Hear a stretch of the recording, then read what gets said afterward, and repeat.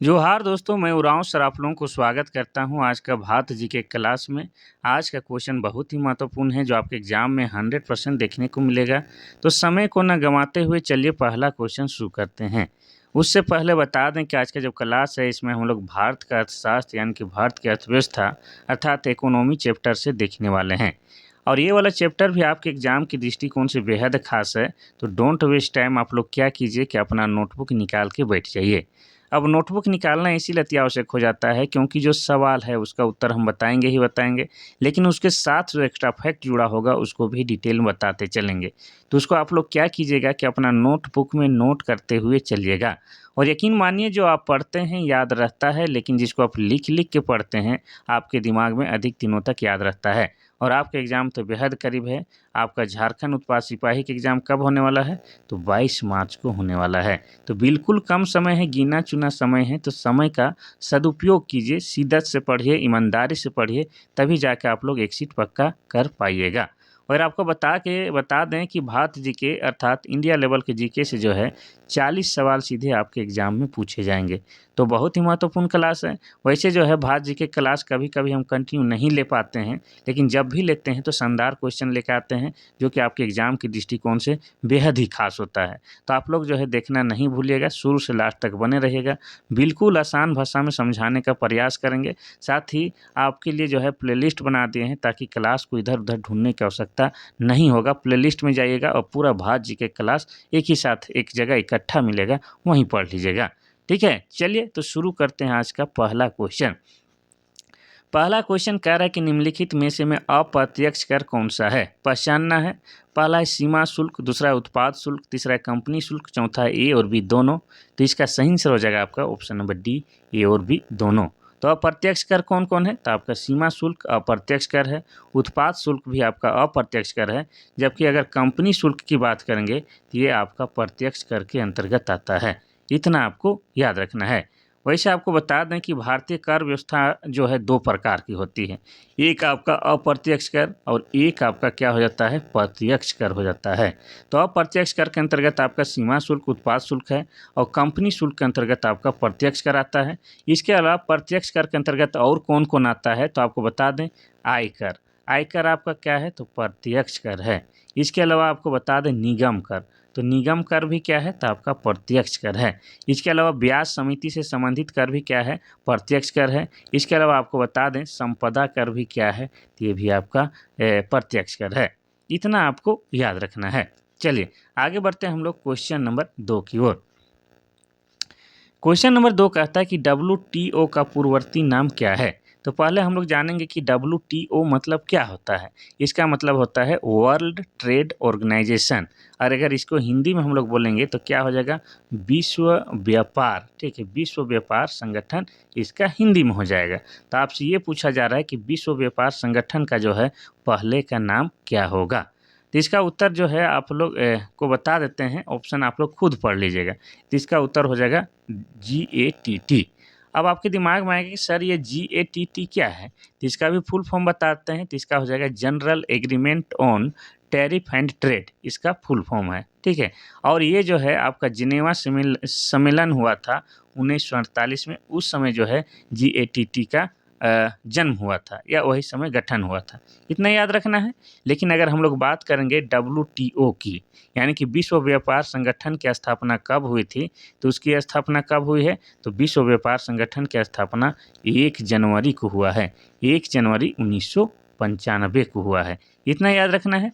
और इसमें जो है वर्तमान समय में सदस्य देशों की संख्या कितनी है?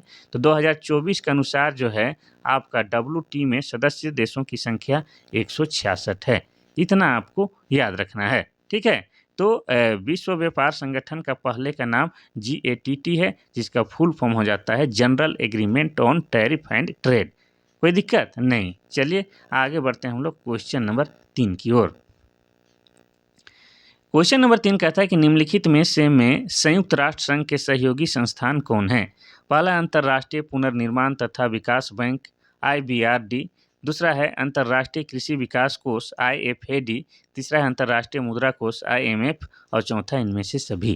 तो इसका सही आंसर हो जाएगा आपका ऑप्शन नंबर डी, इनमें से सभी है। ठीक है। तो ये जो है आपका IBRD, जिसका शॉर्ट फॉर्म है अंतर्राष्ट्रीय पुनर्निर्माण तथा विकास बैंक, अंतर्राष्ट्रीय कृषि विकास कोष और अंतर्राष्ट्रीय मुद्रा कोष, ये सभी के सभी आपका क्या है, संयुक्त राष्ट्र संघ के सहयोगी संस्थान है। अब आपके दिमाग में आएगा कि सर ये सब कब गठन हुआ है, तो गठन वाला हम बता देते हैं। IBRD इसका गठन कब हुआ है, तो इसका गठन 1945 ईस्वी में हुआ है। कब हुआ है, 1945 में। अगर IFAD यानी कि इसका सेकेंड वाला का गठन कब हुआ है, तो इसका गठन हुआ है आपका 1976 में। कब हुआ है, तो 1976 में हुआ है और इसका मुख्यालय रोम में है, रोम इटली में। इतना याद रखना है। अंतर्राष्ट्रीय मुद्रा कोष का गठन की बात करेंगे तो कब हुआ है, 1945 में इसका गठन हुआ है और इसका मुख्यालय कहाँ है, तो वाशिंगटन DC अमेरिका में है। इतना आपको याद रखना है। इसके अलावा और भी जो है आपका संस्था है जो कि संयुक्त राष्ट्र संघ का सहयोगी है। जैसे कौन कौन, तो आपको बता दें कि एक हो जाएगा आपका यूनेस्को, जिसकी स्थापना 1946 में की गई है और इसका जो है मुख्यालय क्या है, इसका मुख्यालय पेरिस है। ये सब आपको याद रखना है, ठीक है। अब यहाँ पर हम लोग जानेंगे कि संयुक्त राष्ट्र संघ की स्थापना कब हुई है, ये भी तो जान लेते हैं, क्योंकि संयुक्त राष्ट्र संघ का ही ये सब क्या है, सहयोगी संस्था है। तो संयुक्त राष्ट्र संघ की बात करेंगे तो इसकी स्थापना हुई है 24 अक्टूबर को। कब, तो 24 अक्टूबर को हुआ है, 24 अक्टूबर 1945 को हुआ है, द्वितीय विश्व युद्ध के बाद, ठीक है। क्योंकि द्वितीय विश्व युद्ध कब हुआ है, आप सभी जानते हैं कि 1939 से लेके 1945 ईस्वी तक क्या हुआ था, द्वितीय विश्व युद्ध हुआ था। तो द्वितीय विश्व युद्ध के बाद संयुक्त राष्ट्र संघ की स्थापना 24 अक्टूबर 1945 को किया जाता है। चलिए आगे बढ़ते हैं हम लोग क्वेश्चन नंबर 4 की ओर। क्वेश्चन नंबर 4 कहता है कि मानव निर्धनता सूचकांक किस वर्ष की मानव विकास रिपोर्ट में प्रस्तुत किया गया था। पहला है 1994, दूसरा है 1995, तीसरा है 1996, चौथा है 1997। तो इसका सही आंसर हो जाएगा आपका क्या, ऑप्शन नंबर डी, 1997 में। मानव विकास रिपोर्ट 1997 में पहली बार मानव गरीबी सूचकांक प्रस्तुत किया गया था, जो आपके 3 सिद्धांत थे, जिसमें 3 सिद्धांत को शामिल किया गया था।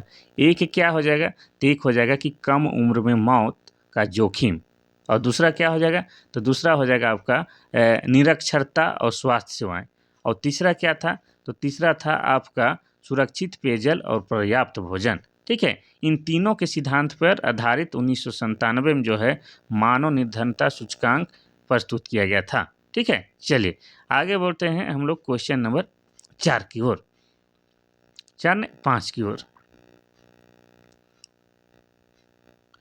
क्वेश्चन नंबर 5 कहता है कि भारत का आर्थिक सर्वेक्षण प्रत्येक वर्ष सरकारी तौर पर प्रकाशित किया जाता है, किस विभाग द्वारा, ये कहना चाह रहा है। पहला है भारतीय रिजर्व बैंक, दूसरा है भारतीय योजना आयोग द्वारा, तीसरा है भारतीय सरकार के वित्त मंत्रालय द्वारा, चौथा है भारत सरकार के उद्योग मंत्रालय द्वारा। तो इसका सही आंसर क्या हो जाएगा आपका, ऑप्शन नंबर सी हो जाएगा, ठीक है। भारतीय सरकार के वित्त मंत्रालय द्वारा जो है भारत का आर्थिक सर्वेक्षण प्रत्येक वर्ष सरकारी तौर पर प्रकाशित किया जाता है। इतना आपको याद रखना है। अब इसको समझने के लिए आपको थोड़ा सा डिटेल में बताते हैं। तो प्रत्येक वर्ष संसद के बजट सत्र में बजट प्रस्तुत करने के पहले केंद्रीय वित्त मंत्री द्वारा पूर्व वित्तीय वर्ष की आर्थिक समीक्षा के आंकड़े संसद में प्रस्तुत किए जाते हैं। आर्थिक समीक्षा में पूर्व वित्तीय वर्ष के बजट की संशोधित अनुमान प्रस्तुत किया जाता है, जो वास्तविकता के निकट होता है और आगामी बजट निर्माण का आधार तैयार करता है। इतना आपको याद रखना है। तो शॉर्ट में अगर आप लोग उतना बात याद नहीं रखिएगा तो इतना याद रखिएगा कि ये जो है भारत का आर्थिक सर्वेक्षण रिपोर्ट जो है ये भारत सरकार के वित्त मंत्रालय द्वारा जारी किया जाता है। अब यहाँ पर जो है वित्त मंत्रालय की बात आ रहा है तो आपके दिमाग में आएगा कि सर भारत के जो है वित्त मंत्री कौन है, जिनके द्वारा वर्तमान में ही जो है क्या आपका बजट पेश किया गया था, तो उनका नाम क्या है, निर्मला सीतारमण। क्या नाम है, निर्मला, ठीक है। निर्मला सीतारमण जो है वर्तमान में भारत की वित्त मंत्री हैं, ये आपको याद रखना है। 2 सप्ताह 10 दिन पहले जो है भारत में बजट पेश की थी। चलिए आगे बढ़ते हैं हम लोग क्वेश्चन नंबर 6 की ओर। क्वेश्चन नंबर 6 कहता है कि भारतीय रिजर्व बैंक का लेखा वर्ष कब होता है। पहला है अप्रैल मार्च, दूसरा है जुलाई जून, तीसरा है अक्टूबर सितंबर, चौथा है जनवरी दिसंबर। तो इसका सही आंसर क्या हो जाएगा, तो यहाँ पर लेखा वर्ष की बात कर रहा है तो हो जाएगा आपका ऑप्शन नंबर बी, जुलाई और जून क्या है, लेखा वर्ष है। इतना आपको याद रखना है। अब हम लोग जो है थोड़ा सा भारतीय रिजर्व बैंक के बारे में जानते हैं। ठीक है, तो भारतीय रिजर्व बैंक की स्थापना कब होती है? तो भारतीय रिजर्व बैंक की स्थापना होता है आपका 1 अप्रैल को। ठीक है, 1 अप्रैल 1935 ईस्वी को इसकी स्थापना होती है। 5 करोड़ की लागत में जो है इसकी स्थापना की जाती है। ठीक है, जिस समय स्थापना की जाती है तो पूंजी कितना डाला जाता है? तो 5 करोड़ का। इतना याद रखना है। अब इस बैंक को यानी कि भारतीय रिजर्व बैंक का जो है राष्ट्रीयकरण कब होता है? ये भी पूछा जाता है, जिसका राष्ट्रीयकरण होता है आपका 1 जनवरी 1949 ईस्वी को। कब? तो 1949 ईस्वी को भारतीय रिजर्व बैंक का राष्ट्रीयकरण कर दिया जाता है। इतना आपको याद रखना है। और यह जो है भारतीय रिजर्व बैंक जो है भारत का क्या है? सेंट्रल बैंक है, यानी कि भारत का केंद्रीय बैंक है या मेन बैंक है, ये भी आप कह सकते हैं। और भारतीय रिजर्व बैंक का मुख्यालय कहाँ है? ये भी तो पूछा जा सकता है। तो भारतीय रिजर्व बैंक का मुख्यालय आपका पहले बम्बई था, तो बम्बई को ही आजकल क्या कहते हैं? मुंबई है। ये सब आपको याद रखना है। तो लेखा वर्ष क्या है? तो जुलाई से जून, यानी कि ऑप्शन नंबर बी है। चलिए आगे बढ़ते हैं हम लोग क्वेश्चन नंबर 7 की ओर। क्वेश्चन नंबर 7 कहता है कि प्रस्तावित यूरोपीय संघ की मुद्रा क्या होगी? यह क्या है? पहला है डॉलर, दूसरा यूरो, तीसरा है गिल्डर, चौथा है मार्क। तो इसका सही आंसर क्या हो जाएगा? तो इसका सही आंसर हो जाएगा आपका ऑप्शन नंबर बी, यूरो होगी। यूरोपीय संघ की मुद्रा क्या होगी? यूरो होगी। इतना याद रखना है। अब यूरोपीय संघ के जो है 12 सदस्य, कितना? यूरोपीय संघ के 12 सदस्यों का जो है मुद्रा क्या है? यूरो है। कब से है? तो आपको बता दें 1 जनवरी। ठीक है, 1 जनवरी 1999 से जो है यूरोपीय संघ के 12 सदस्यों की मुद्रा क्या हो जाएगी? यूरो है। लेकिन आपको बता दें कि यूरोपीय संघ के 3 देश जो है यूरो को नहीं अपनाया है। अब ये 3 देश कौन कौन है उसको भी बताते हैं। ठीक है, ध्यान से सुनिएगा। यूरोपीय संघ में 12 जो देश है उनका मुद्रा क्या होता है? तो उनका मुद्रा यूरो होता है, ये यूरो है। और ये कब से लागू है? तो 1 जनवरी 1999 से।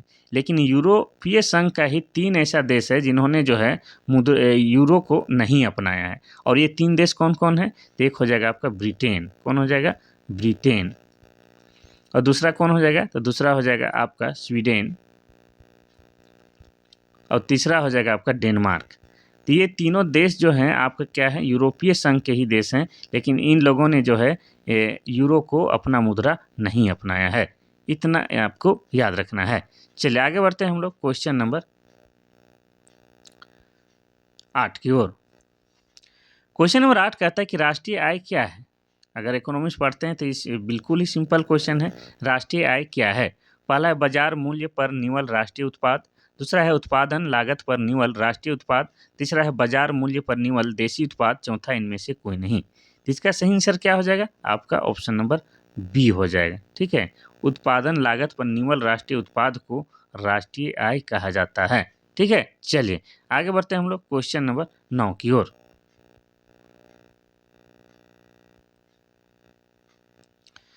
क्वेश्चन नंबर 9 कहता है कि उद्योगों की संख्या जिनके लिए औद्योगिक लाइसेंस की आवश्यकता होती है घटकर कितना रह गई है?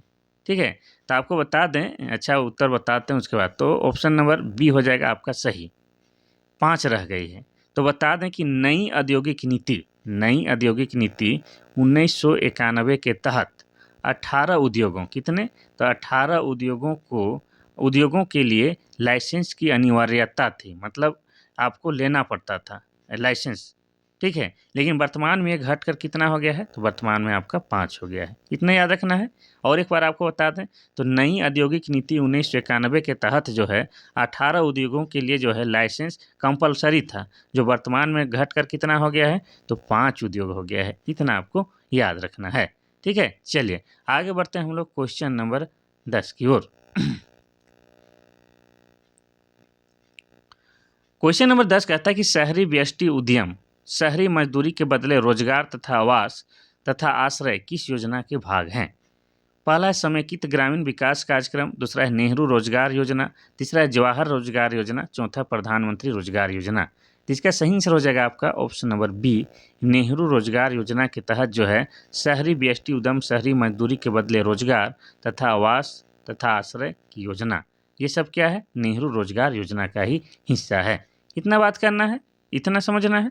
अगर हम लोग बात करेंगे कि नेहरू रोजगार योजना ये शुरू कब हुआ था सर, तो नेहरू रोजगार योजना का शुरुआत आपका 1989 ईस्वी में हुआ था, इतना याद रखना है।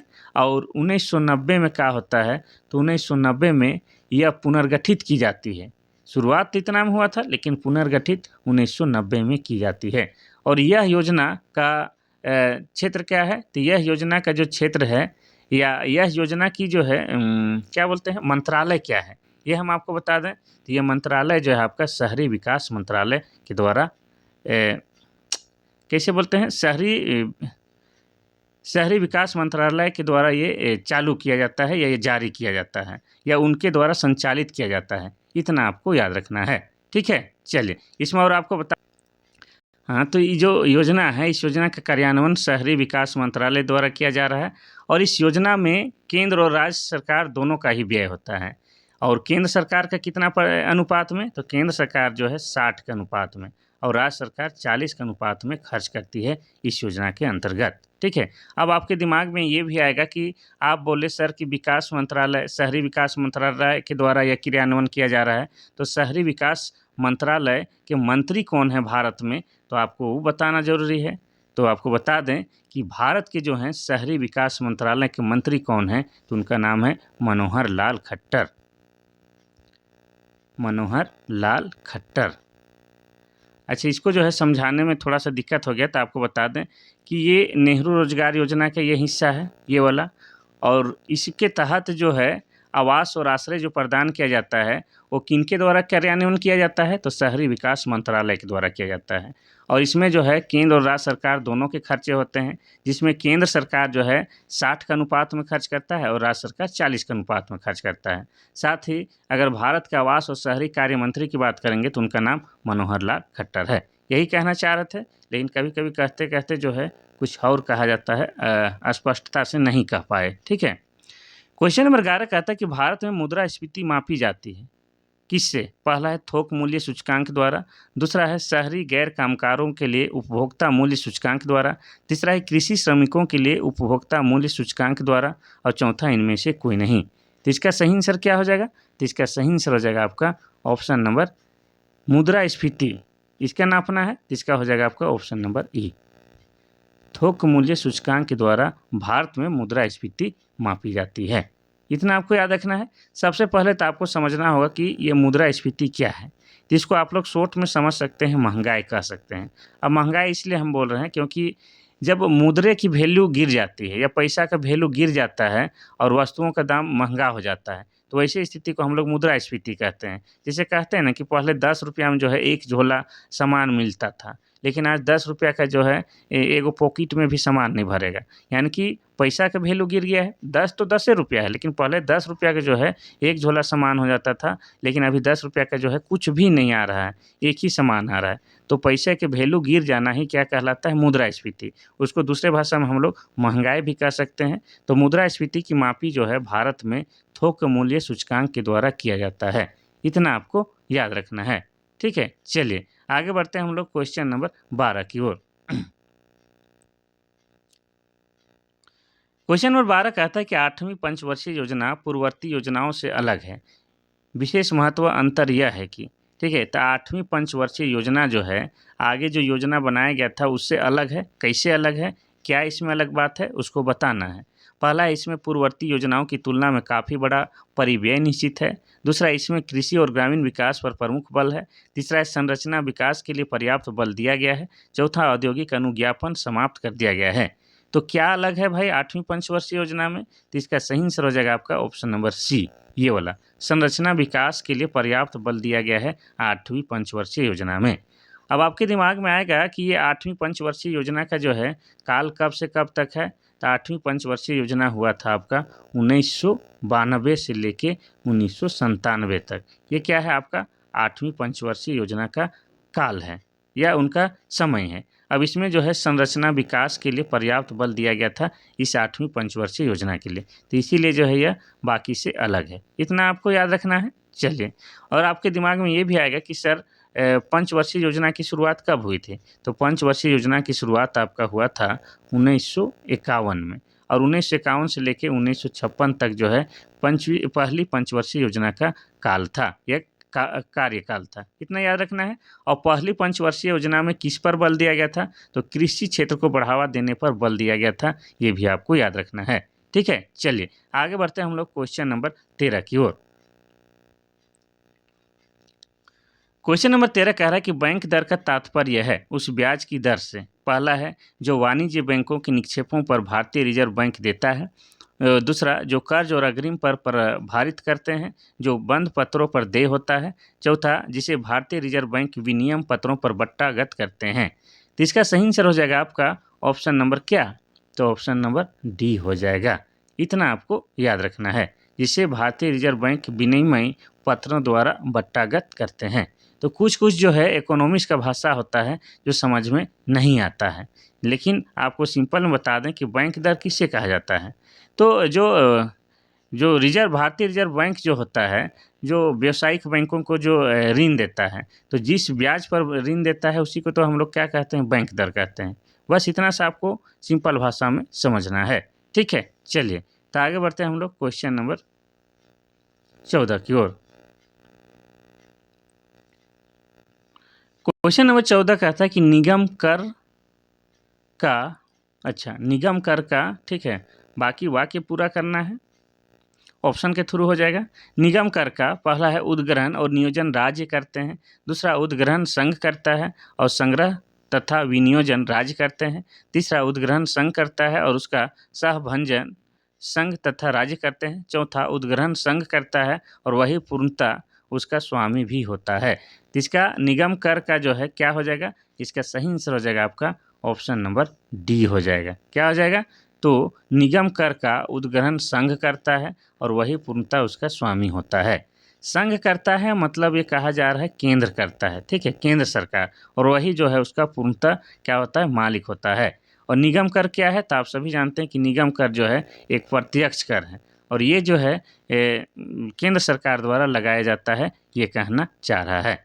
और आपको बता दें कि निगम कर जो होता है सरकार का राजस्व का एक प्रमुख स्रोत है, ये भी आपको याद रखना है। तो ऑप्शन नंबर डी इसका सही उत्तर हो जाएगा। आगे बढ़ते हैं हम लोग क्वेश्चन नंबर 15 की ओर। क्वेश्चन नंबर 15 कह रहा है कि अर्थशास्त्रियों के निम्नलिखित वर्गों में से किस वर्ग ने बाजार अर्थव्यवस्था का प्रबल समर्थन किया था? आपको इतना समझना है कि बाजार अर्थव्यवस्था का प्रबल समर्थन करने वाले व्यक्ति कौन कौन है। ठीक है, यहाँ पर कुछ अर्थशास्त्रियों का नाम दिया गया है। पहला ग्रुप में आपका कौन है? एडम स्मिथ, कीन्स और हिक्स। दूसरा में एडम स्मिथ, मार्क्स और स्टर्लिन। तीसरा में आपका एडम स्मिथ, हेयक और फ्रीडमैन। चौथा इनमें से कोई नहीं। तो इसका सही आंसर हो जाएगा आपका ऑप्शन नंबर सी, ये वाला। एडम स्मिथ, हेयक और फ्रीडमैन जो है बाजार अर्थव्यवस्था का प्रबल समर्थन करते थे। अब इसको जो है और थोड़ा सा हम डिटेल में बताते हैं। तो पहले आप लोग याद रखिए ये सी हो जाएगा। ये तीनों जो है आपका बाजार अर्थव्यवस्था का समर्थन करने वाले व्यक्ति हैं। इसमें पहला नाम आता है एडम स्मिथ का। तो एडम स्मिथ के द्वारा जो है एक किताब लिखा गया है, कौन सा? तो वेल्थ ऑफ नेशन। कौन सा किताब लिखा गया है? वेल्थ ऑफ नेशन, जिसको हिंदी में हम लोग क्या कहते हैं? राष्ट्रों की संपत्ति कहते हैं। इसी में जो है उन्होंने क्या कहा है कि हम जो है बाजार अर्थव्यवस्था का समर्थन करते हैं, उनका कहना है। ठीक है, इतना आपको याद रखना है। और दूसरा व्यक्ति हैं आपके हेयक। हेयक का भी एक किताब है और इसकी किताब का नाम क्या है? इनकी किताब का नाम है कॉन्स्टिट्यूशन ऑफ लिबर्टी, यानी कि स्वतंत्रता का संविधान। इनकी पुस्तक का नाम है किनका? हेयक का। और इसमें जो है इन्होंने बाजार अर्थव्यवस्था का प्रबल समर्थन की बात कही है।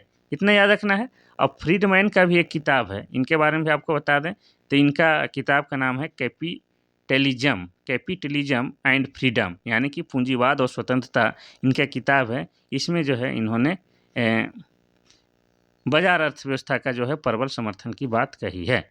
इतना आपको याद रखना है। ठीक है, चलिए तो ये था आज का आखिरी क्वेश्चन।